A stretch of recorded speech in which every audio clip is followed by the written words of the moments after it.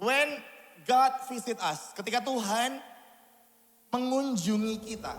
So every prophet, setiap nabi di perjanjian lama, bahkan hampir semua orang-orang yang dipakai sama Tuhan, mereka itu memiliki perjumpaan pertama kali sama Tuhan. Mereka punya momen-momen tertentu di mana itu adalah momen di mana Tuhan menemui mereka. Tuhan berinisiatif menemui mereka, Tuhan memanggil mereka, Tuhan datang pada mereka. Setiap tokoh yang dipakai sama Tuhan mengalami itu semua. Ketika Musa itu adalah pribadi, salah satu pribadi yang mengalami krisis identitas. Dia bayangin aja, dia lahir dari keluarga Ibrani, hanyut di sungai, dihanyutkan di sungai lebih tepatnya, dihanyutkan di sungai, besar di Mesir, dia belajar tentang Mesir, pengetahuan dan lain sebagainya. Kemudian di usianya yang dewasa, dia baru tahu ternyata keluargaku bukanlah keluargaku. Sehingga dia memutuskan untuk akhirnya balik lagi. Tetapi bangsa Israel tidak menerima dia. Hingga pada akhirnya ada prajurit yang harus dia bunuh. Kemudian dia pergi ke Midian. Dia cuma jadi gembala domba di sana. Hingga pada akhirnya Tuhan menemui dia di semak belukar yang menyala. Tuhan visit seorang Musa. And then hidupnya totally berubah.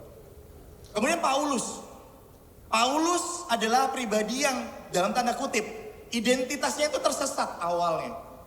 Dia pikir dalam kehidupannya itu semuanya itu menyenangkan Tuhan dengan menyiksa orang, dengan mengejar pengikut-pengikut Yesus, membunuh pengikut-pengikut Yesus. Dia pikir itu menyenangkan Tuhan hingga pada akhirnya Tuhan visit dia dan hidupnya berubah.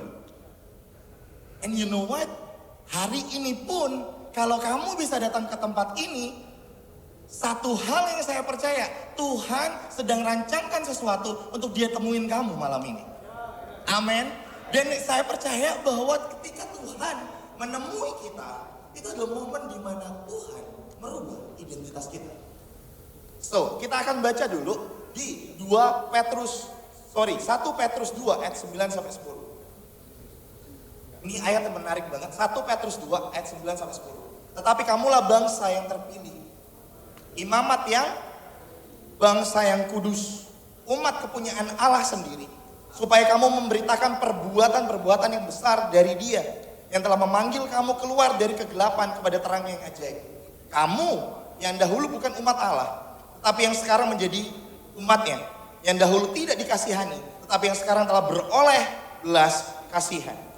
So kemarin di camp, di tiap sesi kita dibombardir tentang identitas ini, tentang kemarin Andre juga ngomongin tentang si sebelum dan si bungsu, kemudian Kohis juga ngomongin tentang lies, truth yang selama ini kita anggap itu benar, membuat itu membentuk identitas kita, ternyata itu semua kebohongan.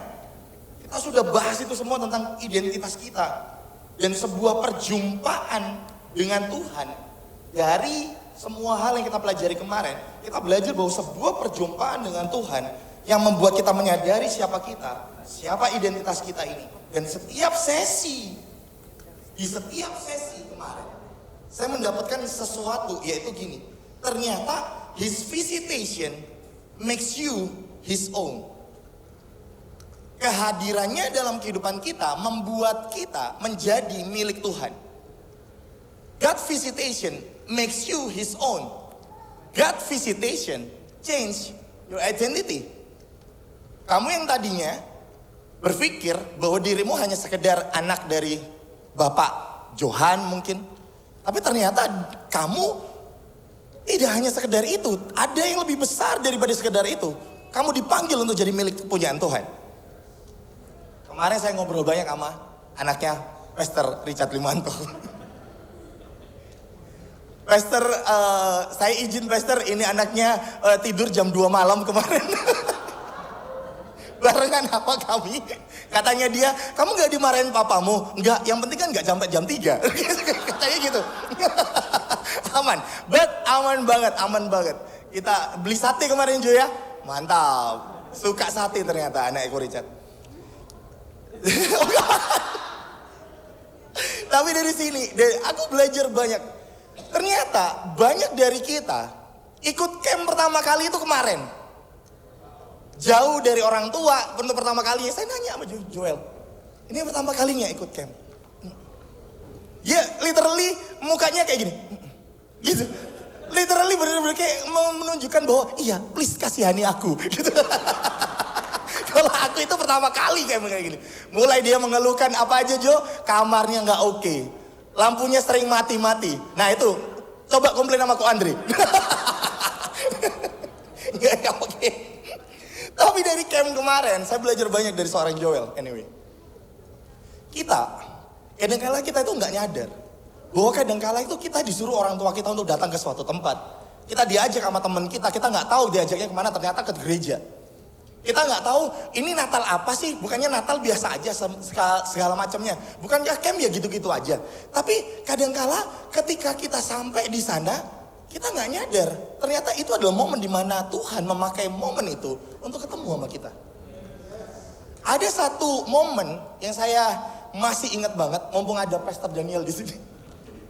Saya pernah satu kali diomongin Koden, dipanggil ke ruangannya Koden.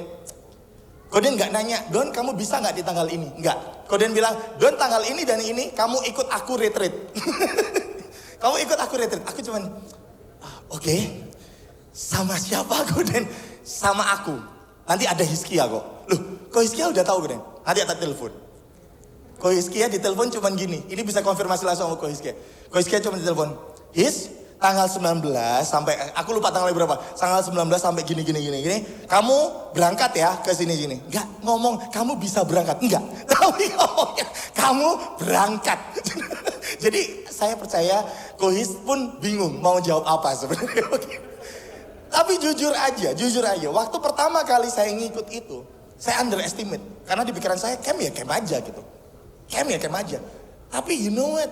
Di camp itu mindset saya diubahkan sama Tuhan. Untuk melihat hati Tuhan itu seperti apa.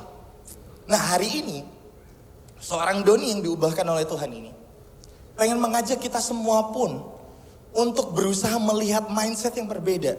Bukan jangan-jangan. Ini yang saya percaya. Ketika kamu dipaksa untuk datang ke sini, atau mungkin kamu dengan rela hati datang ke sini, atau mungkin ketika kamu pertama kali, ya udah wes karena ketua panitianya kukuku ya aku melok lah. Mungkin itu Fanny, mungkin itu Feli juga. Tapi dari sini saya percaya satu hal. Tuhan ketika dia memilih seseorang, dia akan punya caranya sendiri untuk pada akhirnya orang itu ngikut dia. 1 Petrus 2 ayat 9 bahasa Indonesia sehari-hari. Itu lebih sederhana mengungkapkan kepada kita. Bahasa Indonesia sehari-hari. Tetapi kalian adalah bangsa yang terpilih. Imam yang melayani raja. Bangsa yang kudus. Berarti ini nih. Khusus untuk Allah. Kemudian umat Allah sendiri. Bagus banget nih. Allah memilih kalian. Allah yang manggil kalian. Kemudian dan keluar dari kegelapan untuk masuk ke dalam terangnya yang gemilang. Dengan maksud supaya kalian apa? Menyebarkan berita hoax. Bukan. Menyebarkan berita tentang perbuatannya yang luar biasa. Satu hal yang saya belajar dari ayat ini. Berarti dari awal dan dari mulanya adalah inisiatif Allah untuk akhirnya dia memilih kita. Adalah inisiatif Allah untuk akhirnya kamu percaya pada Tuhan. Itu inisiatif Allah. Ketika dia datang ke dunia ini, ketika dia lahir dari seorang perawan namanya Maria, bukan lipstick tentunya, tetapi Maria, dari seorang Maria, itu semua adalah inisiatif Allah. Itu adalah semuanya berdasarkan ide kreatif dari Allah sendiri, yang lahir dari Allah dan kemudian dilakukan untuk siapa? Untuk kamu dan saya. Nah, gini, sebuah inisiatif Allah yang saya percaya, Allah adalah Allah yang berkomitmen dari sebelum dunia ini dibentuk. Dia memilih kita, menjadikan kita umat kepunyaannya, sebuah bangsa yang kudus, yang dikuduskan oleh darahnya, dan kedatangannya ke dunia melalui kelahiran Yesus, the visitation yang dia lakukan, ini bukti nyata komitmen dan kesetiaannya akan pilihannya. Ini bukti nyata bahwa Tuhan berkomitmen pada apa yang dia udah pilih. Makanya dia datang pada dunia. Lantas pertanyaannya adalah, Apa yang berubah jika identitas kita telah berubah? Kamu pertanyaannya kayak gitu.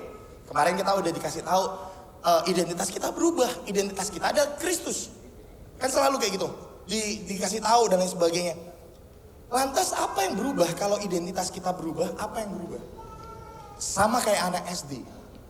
Ketika dia naik SMP, dia nggak mungkin pakai baju TK. Ketika dia naik ke SMP, identitasnya yang tadinya anak SD, dia naik menjadi anak SMP. Bajunya putih biru kayak, biru putih kayak, atau apalah gitu. Tapi yang dari situ kita bisa belajar bahwa mereka bukan lagi disebut anak-anak. Mereka disebut remaja. Berubah identitasnya, maka berubah juga tingkah lakunya. Ya kan? Kemudian lifestyle-nya berubah. Yang tadinya udah dipilihin papa mama, baju gambar Spider-Man lah, Mickey Mouse. Sekarang udah milih, mah aku pengen pakai flannel. Mah aku udah waktunya nih aku pakai jeans yang robek-robek. Please jeansku dirobek-robek aja. Dia mulai coba-coba jaketnya papanya dan lain sebagainya. Penasaran ini, penasaran itu dan lain sebagainya. Tapi yang menarik ketika kita menjadi Kristus adalah gini. Bukan seragam aja yang kita berubah. Namun kita percaya bahwa apa yang luar ini, yang berubah dari luar ini, harus diikuti dari perubahan yang terjadi pada dalam kita. Yaitu hati kita. Kenapa? Karena kita bukan lagi milik dosa. Kita bukan lagi milik dunia. Kita bukan lagi milik iblis. Kita milik Kristus. Maka dari itu ketika kamu tahu identitasmu berubah, yang bikin kamu bergerak bukan dosamu, tetapi Allah yang menggerakkanmu. Seharusnya yang menggerakkanmu bukan tentang dosamu. Jadi ketika kalian ditawarin rokok, kalian tahu untuk nolak rokoknya. Ditawarin rokok malah minta vape, enggak dong. Enggak boleh dong. Maka dari itu kalau kita mulai ditawarin yang aneh-aneh, udah waktunya untuk berubah. Kenapa? Karena identitasmu berubah. Ya kak, aku memang perokok tapi aku berusaha untuk berhenti. Bukan berusaha untuk berhenti, berhenti yo. Berhenti yo. Bukan berusaha untuk mengurangi, tetapi berhentilah. Karena memang pada dasarnya kita dari awal kita dipilih oleh Allah untuk jadi bangsa yang kudus. Bukan menjadi bangsa yang kalau dilihat dunia kayak ngana, yes, uniku remaja zaman sekarang. Enggak. Dunia ketika melihat kalian, mereka harus ngelihat, wah ini anak-anak muda Kristen nih, beda mereka. Itu yang harus terjadi dalam kehidupan kita. Nah, gini, karena Kristus merubah identitas kita, karena kita tahu bahwa kita udah dipilih oleh Tuhan untuk menjadi umat kepunyaannya. Visitation yang Tuhan ketika dia datang kepada kita, itu mengubah kita. Kita yang dulu tidak layak dikasihi, namun beroleh belas kasihan Tuhan. Dan kini kita dikasihi. Lantas bagaimana kita hidup? Simple. Kita hidup seperti Kristus. Karena saya percaya, when Christ became the center of your life, then Christ's life became your lifestyle. Saya ulangi, when Christ became the center of your life, then Christ's life became your lifestyle. Kalau benar-benar Tuhan udah jadi pusat utama kita, maka tingkah lakunya Tuhan itu yang seharusnya tergambar pada kita. Makanya dulu itu ada zamannya what will Jesus do? Ya kan? Kalau saya ada di tempat ini, kira-kira Tuhan ngelakuinnya seperti apa nih? Gitu kan? Terus kalau Kohis biasanya kan ngomong juga, what Jesus has done. Apa yang Tuhan udah lakukan dalam kehidupan kita, itu yang harus merubah tingkah laku kita. Maka dari itu, kalau ngomongin soal hidup seperti Kristus, ketika Kristus menjadi pusat utama dalam kehidupan kita, maka hal pertama yang harus terjadi dalam kehidupan kita adalah kita menjadi serupa dengan Dia. Dan bagaimana seorang Kristus itu? Kristus adalah pribadi yang selfless. Dia pribadi yang tidak mementingkan dirinya sendiri. Dia datang ke dunia karena kehendak Sang Bapa. Ketika dia datang ke dunia, fokusnya cuma satu, jiwa-jiwa harus diselamatkan. Maka dari itu, ada ayat bagus banget, Galatia 2 ayat 19b sampai 20. Bilang kayak gini, aku telah disalibkan dengan Kristus, namun aku hidup. Tetapi bukan lagi aku sendiri yang hidup, melainkan Kristus yang hidup di dalam aku. Dan hidupku yang kuhidupi sekarang di dalam daging adalah hidup oleh iman dalam anak Allah yang telah mengasihi aku dan menyerahkan dirinya untuk aku. Jadi, kalau di camp ini, kalau di malam ini kamu ketemu sama Tuhan, satu hal yang kamu harus tahu, hidupmu bukan tentang kamu lagi. Hidupmu adalah tentang Kristus. Dan sama seperti Kristus, dia tidak mementingkan kepentingannya, tetapi kepentingan Bapaknya. Dan ketika dia datang, dia mengasihi sesamanya. Makanya ketika kita sekarang punya identitas baru, saatnya kita mikirin orang lain. Kamu mulai mikirkan orang tuamu. Hidup lu, gak sopan ya, maaf. Hidupmu bukan lagi tentang menyenangkan keinginanmu lagi. Tapi hidupmu tentang menyenangkan hati Tuhan. Dan membuat papa mamamu bangga, itu bonusnya. Karena kamu hidup benar di dalam Tuhan. Tidak ada satu orang tua pun yang ketika anaknya hidup benar di hadapan Tuhan dan orang tuanya kecewa. Tidak ada. Tetapi sebuah kebanggaan terbesar bagi seorang orang tua adalah ketika mereka melihat anak-anaknya hidup di dalam Tuhan. Amin. Amin. Orang tua semua yang ngomong amin. Oke. Nah, selfless sebenarnya dalam arti yang ekstrim, selfless itu bicara tentang kita udah gak punya hak lagi atas hidup kita. Lu terus gimana kak? Aku gak boleh makan dong. Terus gimana aku gak boleh hak pendidikan dong? Berarti aku harus gimana dong? Aku gak punya hak pilih dong di tanggal 14 Februari nanti. Ya buat yang belum bisa memiliki hak pilih presiden, pilih pacar dulu aja 14 Februari. Enggak ya, canda, oke. Katanya ada yang papa mamanya bilang gak boleh pacaran dulu. Oke. So, selfless itu artinya berarti kita gak punya hak atas hidup kita. Berarti siapa dong yang punya hak? Dia pribadi yang nebus kita. Dia pribadi yang visit hidup kita. Makanya ketika Musa datang, Musa ditemuin sama Tuhan waktu itu. Musa bilang sama Tuhan kan, Tuhan jangan pilih aku itu gak bisa ngomong. Aku gak jago ngomong. Aku gak jago orasi kayak Ko Andri. Kayak gitu kan. Tuh, Musa itu kayak gitu. Ketika dia pilih, dia ngerasa bahwa dirinya, aku gak layak nih. Please pilih orang lain aja mungkin. Tapi Tuhan bilang, enggak. Gue mau lu. Kamu yang akan keluarkan Israel dari Mesir. Demikian juga dalam kehidupan kita. Selfless menjadi God's more. Kita makin digencet sampai habis. Tetapi Tuhan yang berkarya nyata. Makin nyata dalam kehidupan kita. Dan dari sini kita bisa belajar. Bahwa dari Galatia 2 kita juga bisa belajar. Bahwa ternyata kehidupan kita bukan tentang kita lagi. Tetapi tentang Kristus. Jika identitas kita adalah Kristus. Maka dari itu kita sedang mengakui bahwa kitalah milik Tuhan. Kita milik Tuhan, maka dari itu kehendak Tuhan yang harus terjadi dalam kehidupan kita. Makanya kalau ngomongin soal selfless dalam kehidupan kita sehari-hari, seharusnya kita bukan lagi pribadi yang memaksakan kehendak kita kepada orang lain. Kita bukan lagi orang yang terlalu egois, anak-anak yang terlalu egois terhadap orang tua kita. Abela, kadang orang tua bisa salah, iya. Tapi kecenderungannya anak lebih banyak salahnya. Kenapa saya bisa bilang gitu? Saya pernah jadi usia kalian. Kalian belum seusia saya. Benar? Benar. Yang saya belajar dan saya ngerti satu hal bahwa dalam kehidupan kita kadangkala kita terlalu idealis sebagai anak-anak muda. Kita pengen didengarkan. Tapi pernah gak sekali waktu kalian dengerin orang tua kalian? Kadangkala dalam kehidupan kita berpikir bahwa, mama aku pengen ini, tapi mama kasihnya kayak gini. Papa kasihnya kayak gini. I want to tell you hari ini, Tuhan punya maksud ketika dia memberikan orang tua itu kepada kalian. Dan Tuhan juga punya maksud kepada orang tua kalian ketika naruh kalian kepada mereka. So, apa yang kita pelajari dari Yesus adalah dia pribadi yang gak pernah mikirin dirinya sendiri. Dia melakukan kehendak Bapaknya.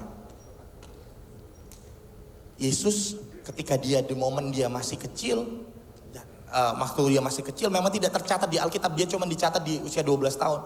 Tapi dari sini kita bisa belajar, itu aja di usia 12 tahun. Kita biasanya 12 tahun itu main apa? Main PS. Main PS. Gobak sodor, gak tahu kan gobak sodor? Kita main kelereng, gundu, dan lain sebagainya. Yesus di rumah ibadat. Usia 12 tahun. Bayangin, 12 tahun itu Joel ya? Bener ya? 12 tahun Jo? 11 ya? Berarti 12 tahun ya? Oh Leon. Bener Leon, usia 11 tahun, 19 tahun. Dari sini kita bisa belajar bahwa Yesus ini memberikan kepada kita satu hal. Oh banyak yang datang ya, oke silakan datang. Oke, kaget saya tiba-tiba.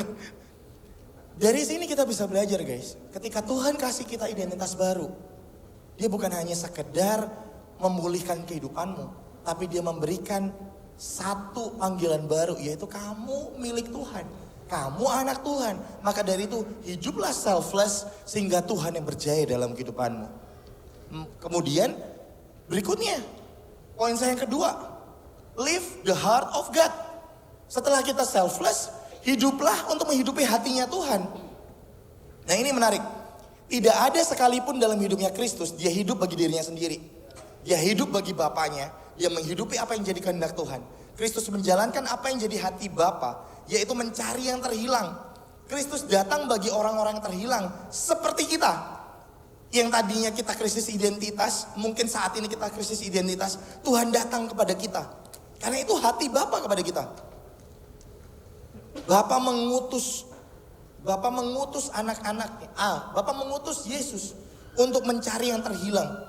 Demikian juga Bapa mengutus kita semua untuk mencari yang terhilang. Karena ini yang saya percaya. Agenda Kristus itu, hidup dalam Kristus itu cuma dua agendanya. Menghidupi kehendak Bapa, dan yang kedua adalah mencari jiwa-jiwa yang terhilang. Karena saya percaya hati Yesus selalu tertuju pada jiwa-jiwa. Demikian juga seharusnya kalau kita punya alasan untuk tidak datang ke gereja, berarti seharusnya kalau kita udah tahu identitas kita adalah milik Tuhan, kita bukannya berpikir bahwa di gereja gak seru. Berarti PR-mu untuk jadikan gereja seru. Kalau memang kamu ngerasa bahwa di gereja gak ada teman, berarti waktunya ajak temanmu untuk datang ke gereja bareng-bareng. Ya kan? Kalau memang kamu merasa bahwa di gereja, ya aku selalu sendiri di gereja, berarti ajak temanmu yang biasa nongkrong sama kamu untuk datang ke gereja. Kenapa? Karena sama seperti Yesus, hati Yesus selalu tertuju pada jiwa-jiwa. Ini yang saya percaya, saatnya kita bukan hanya selamat sendirian, tetapi ngajak teman-teman kita untuk sama-sama mengakui Kristus sebagai Tuhan, dan kemudian biarkan mereka juga diselamatkan oleh Tuhan. Kalau kita ngerasa bahwa datang ke gereja gak seru, maka saatnya kita bikin rumah Tuhan jadi tempat yang seru. Ajak teman-teman kita, sudah saatnya kita bawa mereka untuk menikmati kasih Tuhan. Makanya sekarang kita balik lagi ke poin pertama, selfless. Jangan egois, jangan berpikir Kristus hanya untukmu. Kalau Kristus sudah hadir dalam kehidupanmu, biarkan Kristus pun hadir pada teman-temanmu. Kalau kamu punya teman-teman yang banyak di sekolah, udah saatnya memberitakan bahwa Kristus mengasihi mereka. Bukan saatnya lagi untuk menyimpan Yesus cuma di dalam hati. Aku udah punya Kristus di mana? Dalam hati. Tapi nggak pernah diperhati, nggak pernah diberitakan seperti apa. Karena saya tahu gini. Kalau kita suka onde-onde enak, kita akan cerita sama sahabat kita, ini enak banget onde-ondenya. Bahkan yang lebih parah dari itu, kita kadang bukan ngomong onde-ondenya enak, tapi ngajak teman kita untuk datang ke restoran itu, bener gak? Wah ini seru banget nih, enak banget di sini. Saya kemarin hari diajak anak-anak makan di Ma'rus. Kita promo Ma'rus. Enggak dong ya. Saya diajak untuk makan rawon guys, rawon sama pecel. Rawon pecel itu enak banget di sana. Kenapa aku bisa sampai di sana? Karena Ruben ternyata suka banget di sana. Dan katanya Ruben, Feli juga suka di sana. Makanya mungkin konfirmasi dari Feli. Kayaknya Feli aja ngomong enak, apalagi anak-anak. Makanya diajak kita ke tempat itu barengan. Bahkan anaknya Koden diajak. Bahkan Terence kita ajak kemarin. Terence yang tadinya diet. Jadi makan tengah malam. Maaf tak buka Ren. Tapi dari sini, tahu nggak? Kalau kita ngerasa bahwa sesuatu itu enak, bahwa sesuatu itu indah, dan bahwa sesuatu itu bagus, kita akan dengan gampang ajak orang lain untuk ketemu. Bener nggak? Demikian juga dengan Kristus. Hari ini yang saya tawarkan bukan tentang khotbah yang panjang, karena saya tahu kalian capek dan pengen tidur. Tahu. Tapi hari ini saya tawarkan satu. Menikmati pribadi Kristus dan keindahannya. Sehingga ketika kamu merasakan keindahan Kristus, kamu bisa lompat-lompat di sini karena kamu tahu kamu sedang nyembah rajamu. Maka dari itu ketika kamu seneng di sini, ceritain sama teman-temanmu. Untuk bisa sama-sama di tempat ini.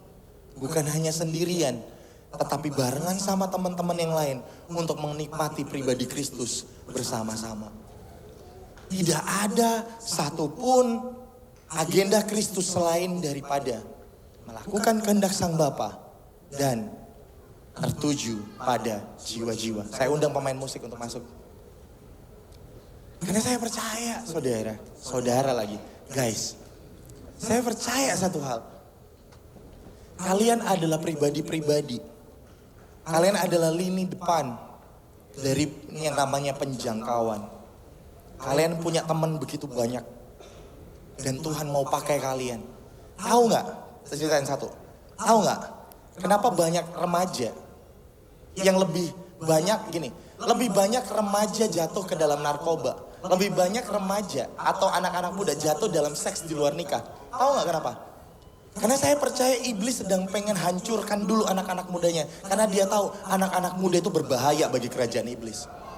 Untuk itu hari ini jangan mau dibohongin sama iblis lagi. Jangan mau dibohongin sama kerajaan gelap lagi. Aduh kak, aku sungkan ngajak teman-temanku. Sungkan ngajak mereka. Nanti dikiranya aku itu terlalu Kristen. So what kalau kalian terlalu Kristen? So why? Karena saya tahu satu hal. Kalau kamu ngaku Kristen, berarti kamu sedang mengakui bahwa Kristus itu indah dan hebat dalam kehidupanmu. Maka dari itu gak usah malu lagi tentang ngomongin tentang Kristus di depan sana. Ngapain?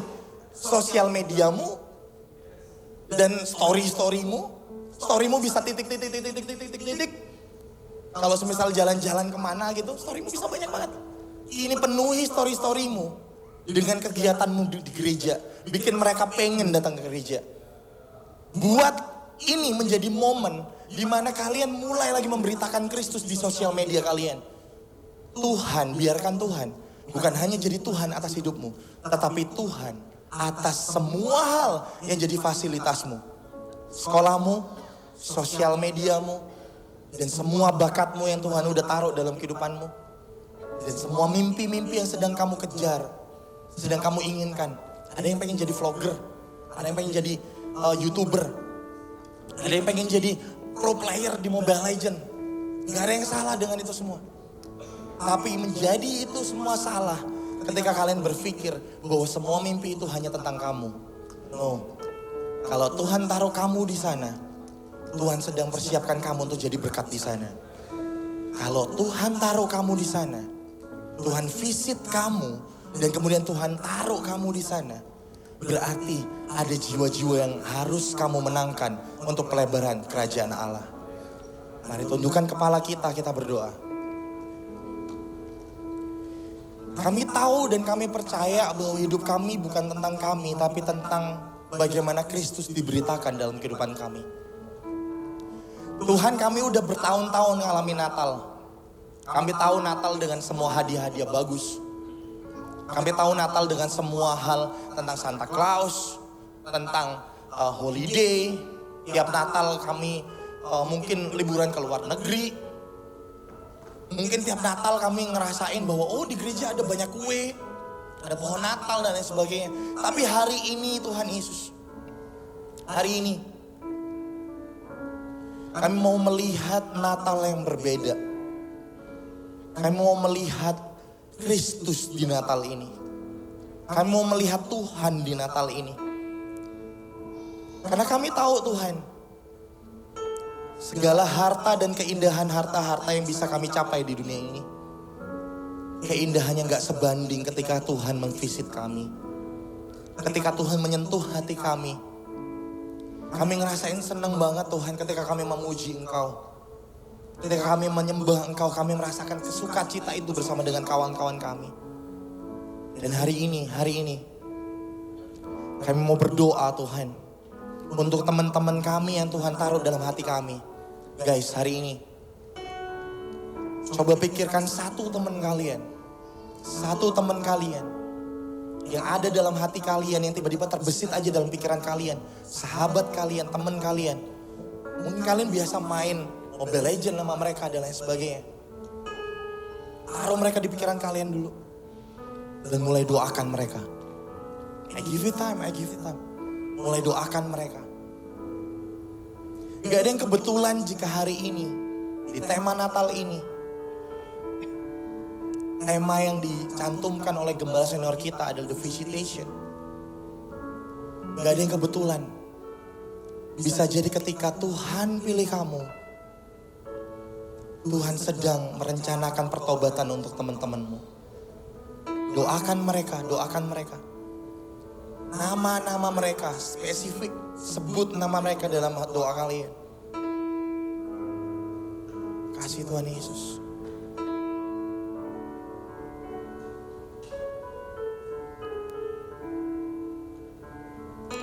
Kami berdoa untuk setiap nama Tuhan yang ada dalam hati kami dan pikiran kami. Kami berdoa untuk hati yang luluh kepada Kristus. Kami gak mau mereka binasa. Kami mau mereka pun merayakan keindahan Kristus bersama-sama dengan kami. Di rumah Tuhan dan bahkan nanti di kekekalan Tuhan.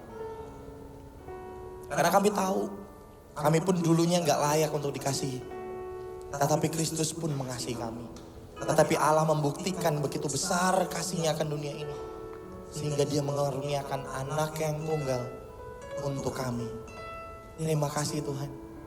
Dan hari ini, Egyptian, Rocket Teens, mari kita tutup dengan ini.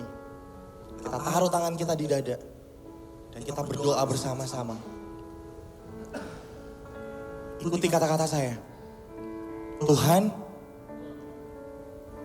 ini kami, anak-anak yang udah Engkau pilih. Apapun masa lalu kami, apapun yang pernah kami perbuat, lepas dari apa yang pernah kami lakukan Tuhan, kami tahu Tuhan pilih kami. Dan kami tahu kami dipilih untuk jadi bangsa yang kudus. Kami tahu kami umat kepunyaan Allah sendiri. Dan Tuhan, pakai kami untuk memberitakan Injil-Mu dimanapun kami berada. Hari ini kami perintahkan kepada hati kami untuk berani mulai mengajak teman-teman kami dan mulai memberitakan bahwa Kristus sangat indah dalam hidup kami. Thank you Jesus, ini anak-anak-Mu Tuhan. Ini anak-anak-Mu dengan semua hal kekurangan kami.